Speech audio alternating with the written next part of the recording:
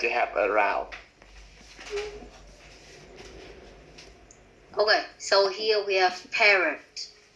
Okay, parrot, it is the first one. And I think that it is pretty easy for us to talk about it as well. They can mimic or imitate human speech. They are also the intimate companions of people. And as you say, I agree that they have colorful feather. Some poets class can mimic or imitate human speech. They are intimate companion of people. And also we can talk about the colorful feather. You say that they are very smart? Yes. And as I say, they can mimic or imitate human speech. One size of their smartness. Okay, thank you very much. For this one, as I said, we have many, but just choose the one that it is pretty easy for us to talk about. Hương, do you have any other word that you can introduce to your class and also their meanings? Yes, teacher. Pigeons. Pigeon is my favorite bird because pigeon is a kind of bird that is quite friendly with people. When I was small, my grandfather used to grow up a lot of pigeons, so I usually help my grandpa to feed them. Besides that, pigeons has also a special meaning with Vietnamese because it represents to a life full of peace. Yeah, that's my answer. Okay, thank you. I think pigeon is also a smart choice because it is very common and we can talk about its meaning pretty easily, and it is common in terms of meaning as well. Pigeon, it is a traditional symbol of peace and innocence. The two word hòa bình các thứ ý các bạn. Cho nên đây cũng là một trong cái loại cũng được chọn rất là nhiều để có thể trả lời câu hỏi. Peace and innocence, that is the one that you may want to talk about. And I like the way that you have an example when your grandparents used to raise them in the house. And they can be trained as the carrier pigeon, although I don't think that is familiar now in the 21st century. But then it can be trained as carrier pigeon and can be raised as domestic pet.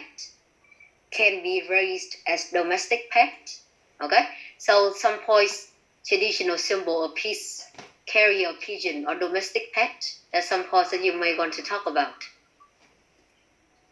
Okay, and of course, mình ơi, chọn con gì cũng được nhé, kiểu con crow đi hay là raven. They are very smart and can use strategies to get food and water. Smart and can use strategies to get food and water. And of course, you can have some description like they have pure black feather. For the parrot, they have colorful feather. And for crow or raven, they have pure black feather. Hoặc là con hải âu chẳng hạn. Đấy, mấy cái con cơ bản đấy các bạn. Pure white feather này. Hoặc là nó có gắn kết với cả ocean hoặc sea, đó là biểu tượng của biển chẳng hạn. Special attachment for ocean or for the sea. Đấy, thì là một vài cái điểm cơ bản thôi. Nhưng mà chúng ta cũng sẽ cần phải chuẩn bị được nó. Hôm trước ở nhà thì các bạn còn một cái chủ đề. Các bạn ở nhà thì phải chuẩn bị tương đối là nhiều chủ đề rồi. Ví dụ hôm trước hỏi về color chẳng hạn, đúng không? Thì người ta có thể có những cái câu hỏi rất đơn giản mà mình đã cho các em như là favorite color nào mà bạn không thích chẳng hạn. Hoặc là người ta có thể biến đổi như là color có quan trọng khi mà bạn chọn mua một thứ gì đó không? Đấy là những thứ mà các bạn cũng sẽ cần phải chú ý. Và cái thứ hai nữa của bọn mình thì hôm trước các bạn cũng có chủ đề về flower. Do you like flowers? What is your most favorite flower? Why do some people like flowers? Or is there any special meaning of some flowers? At home, you just answer the question about like or dislike. So please have a look at the list here. And when I listen to your answers, I think that some of you have pretty good answers in terms of flowers rather than you just have rose. Ít nhất thì mình cũng có 2-3 ví dụ ấy. Thực ra cũng không cần nhiều nhưng mà chúng ta sẽ có 2-3 tên để thể hiện là tôi có viết từ thuộc về chủ đề flowers này. Okay, so once again, very quickly, class, please choose at least one, not rose anymore. Okay, and talk about its meaning. Chọn một loại thôi, trừ rose ra, rose thì thôi mọi người cũng có quen rồi. Nó là có nghĩa là tình yêu, rồi là thường là sử dụng như là gift vào những cái ngày dành cho tình yêu chẳng hạn. Thì mời các bạn chọn một loại khác đi. Và các bạn hãy thử xem là cái mô tả và cái ý nghĩa của nó là gì. Chọn cái loại mà các bạn có thể quen thuộc nhưng không phải là rose nữa. Okay? So very quickly, around 3 minutes, and then we'll see.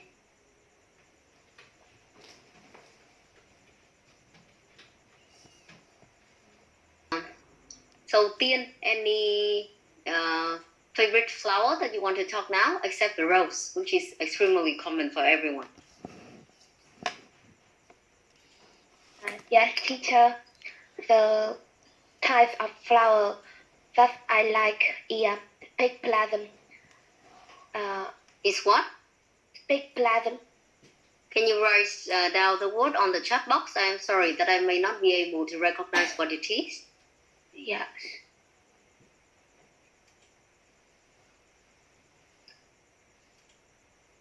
Okay.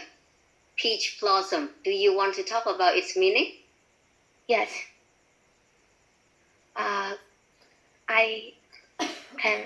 my answer is the type of flower that I like is peach blossom, which appear when spring comes, and it is also the signals of spring and present for something happy and lucky.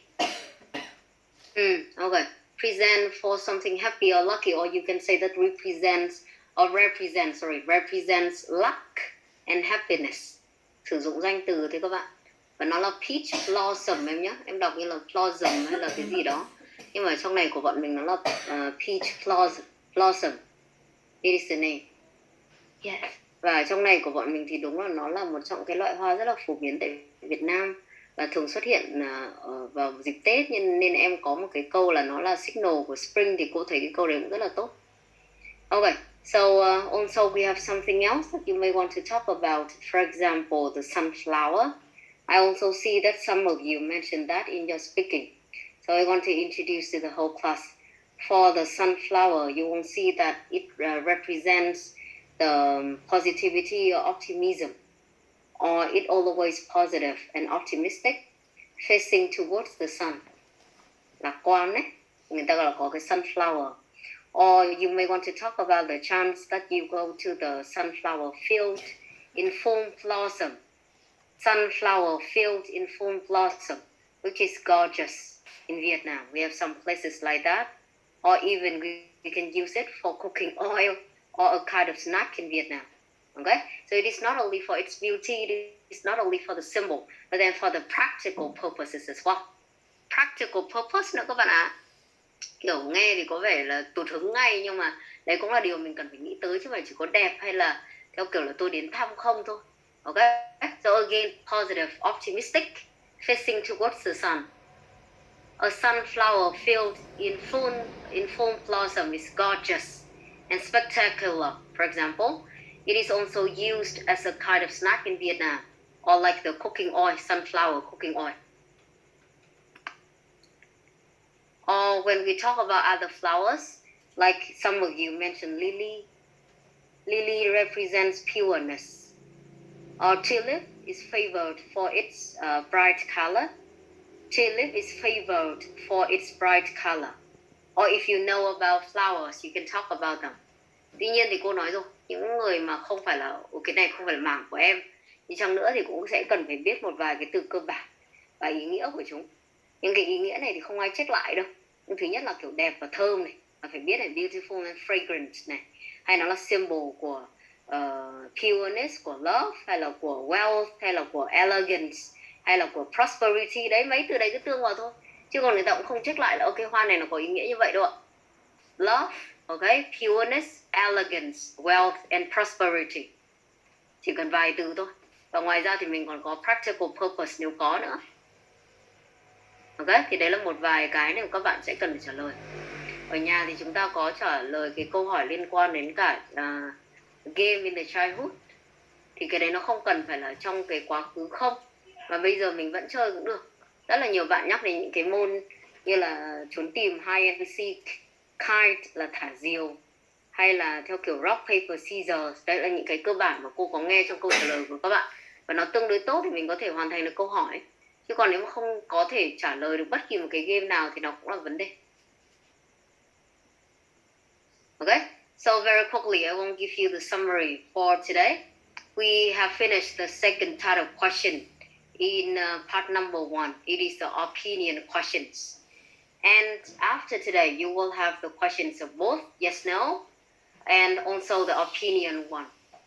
And our aim is that we will look at some other topics at home so that you can cover more topics, not only in class.